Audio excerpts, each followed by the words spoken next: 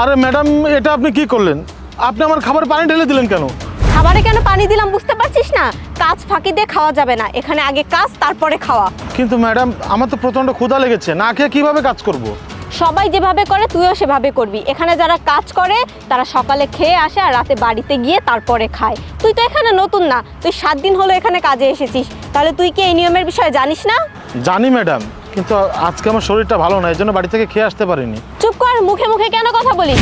এই তোকে এই প্রতিষ্ঠানে কাজ দিয়েছে কে? ম্যাডাম, আলামিন ভাই আমাকে কাজ দিয়েছে, তার জন্য 7 দিনের বেতন কেটে রাখবে, সেই চুক্তি হয়েছে তার সাথে।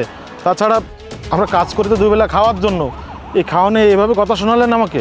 চুপ কর বেয়াদব, তোদের মতো গরিবদের জন্মই হয়েছে কামলা দেওয়ার জন্য। আর তাছাড়া আমাদের এই প্রজেক্টে 40 জনের জায়গায় আমরা 20 জন দিয়ে কাজ করাই। আর যদি বেশি মুখে মুখে তর্ক করিস না, তাহলে তোকে এই কাজ থেকে বের করে দেবো। না না ম্যাডাম, এমনটা করবেন না, আমারও পরিবার আছে। কাজ চলে গেলে আমি আমার পরিবার নিয়ে কিভাবে থাকবো? তাছাড়া আজকে কাজ করলে আমার 7 দিন পূর্ণ হবে, এই টাকাটা উঠিয়ে তো আপনাদেরকেই দিয়ে দেওয়া লাগবে। আমাদেরকে টাকা দিবি মানে? তুই কি বোঝাতে চেয়েছিস? তুই কি আমাকে দালাল মনে করছিস? আমি এই কোম্পানিতে প্রতি মাসে 1 লক্ষ টাকা স্যালারি পাই। তুই 7 দিন কাজ করলে 2100 টাকা পাবি, সেই টাকা দিয়ে আমি কি করব? আর তাছাড়া তুই সবার সামনে আলামিন স্যারের নামে মিথ্যা অপবাদ দিয়েছিস, তার শাস্তি তোকে পেতেই হবে। আলামিন স্যারের নামে মিথ্যা কথা বলেছে, এটা আপনাকে কে বলেছে?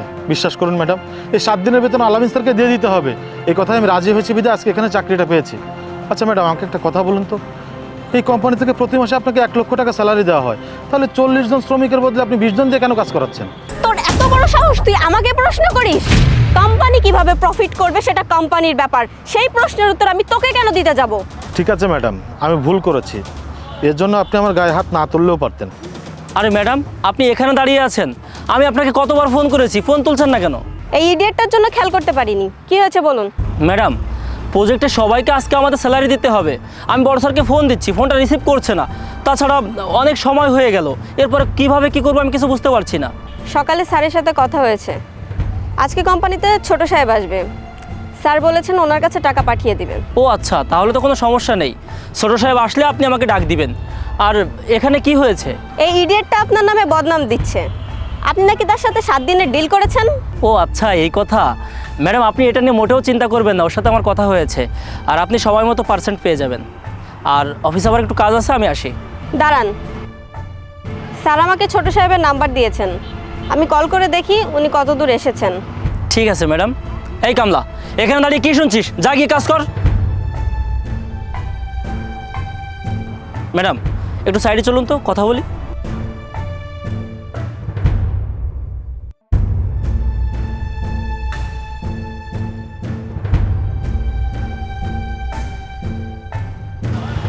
ম্যাডাম, আপনি স্যারকে একটা কল করুন না, কতটা সময় হয়ে গেছে, এরপর আমি কিভাবে কাজ সলভ করব?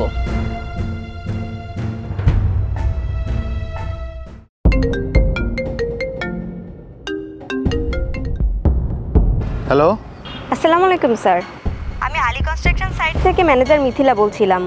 স্যার বলেছিলেন আপনি টাকা নিয়ে আসবেন, আপনার কি আসতে দেরি হবে? ক্ষুধা লেগেছে, খাবার খেতে যাচ্ছিলাম, এখন আপনি যদি বলেন তাহলে খাবার রেখে চলে আসি। না না স্যার, এটা কি বলছেন? খাবার ফেলে আসতে হবে এতটাও ইমার্জেন্সি কিছু না, আপনি খাবার খেয়ে সুস্থ শরীরে আসেন। ঠিক আছে।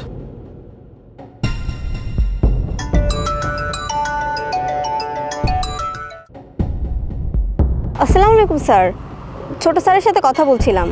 এটা জানার জন্য ফোন দিয়েছিলাম। ঠিক আছে, আপনার কাজ করুন। জি স্যার।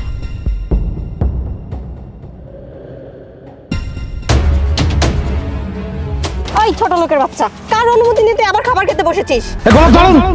আপনাদের কত রূপ! পোশাক দেখে বলেন যে খাবার খাওয়া যাবে না, আবার ফোন করে বলেন যে খাবার না খেয়ে আসবেন না। এখন আমি কি করব? এসবের মানে কি? মানে কি, তাই তো? ওয়েট।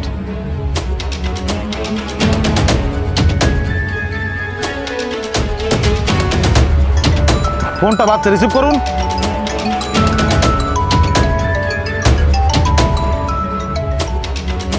আসসালামু আলাইকুম স্যার। আসসালামু আলাইকুম স্যার। তার মানে আপনি আমাদের ছোট সাহেব? আপনারা বুঝতে অনেক দেরি করে ফেলেছেন। আমার বাবা সহজ সরলতা আপনারা অতিরিক্ত বেতন নিয়ে কাজ করেন, পাশাপাশি গরিবের টাকা মেরে খান। আমার এখানে যদি কোনো নতুন শ্রমিক আসে তাদের 7 দিনের বেতন আপনারা কেটে রাখেন। যদি কোনো শ্রমিক সে টাকা দিতে অস্বীকার করে আপনারা তাদের সাথে খারাপ ব্যবহার করেন। যেখানে 40 জন শ্রমিকের কাজ করার কথা সেখানে আপনারা 20 জন শ্রমিক দিয়ে কাজ করাচ্ছেন, বাকি 20 জনের টাকা আপনারা পকেটে ঢুকাচ্ছেন। এই কোম্পানিতে ভালো মেশিনারি থাকা সত্ত্বেও আপনারা মালিককে নোটিশ করে নতুন মেশিন কিনতে বাধ্য করছেন, আর ওই পুরাতন মেশিনটা বিক্রি করে আপনারা টাকা আত্মসাৎ করছেন। গরিবেরও পেট, আপনাদেরও পেট। আচ্ছা একটা কথা বলুন তো, সামান্য পেট ভরতে গেলে কতটুকু খাবারের প্রয়োজন? একটা ভালো ড্রেস কিনতে গেলে 5 থেকে 7,000 টাকা লাগে, আবার 5 থেকে 700 টাকায় কিন্তু একটা ভালো ড্রেস পাওয়া যায়। আমি 7 দিনে এখানের প্রত্যেকটা শ্রমিকের কাছ থেকে আপনাদের কুকীর্তির কথা শুনেছি, কিছুটা বিশ্বাস করেছি, বাকিটা আমি এক্সপেরিমেন্ট করলাম। আজকে থেকে আপনাদের এই কোম্পানি থেকে ফায়ার করা হলো। বিগত 5 বছর আপনারা এখান থেকে যত টাকা মেরে খেয়েছেন সব টাকার হিসাব দিয়ে তারপর এখান থেকে যাবেন। সরি স্যার, আমরা আসলে বুঝতে পারিনি, আমাদের ক্ষমা করে দিন প্লিজ। হ্যাঁ স্যার, আমরা আসলে না বুঝে কাজটা করে ফেলেছি স্যার, আমাদেরকে ক্ষমা করে দিন। চুপ, রাবিশ কোথাকার! আর একটা কথা বলে তোর পোশাক খুলে চুনকালি মাকে সারা শহর ঘোরাবো। রাকিব, ওদেরকে বেঁধে রাখো, আমি পুলিশকে ইনফর্ম করছি।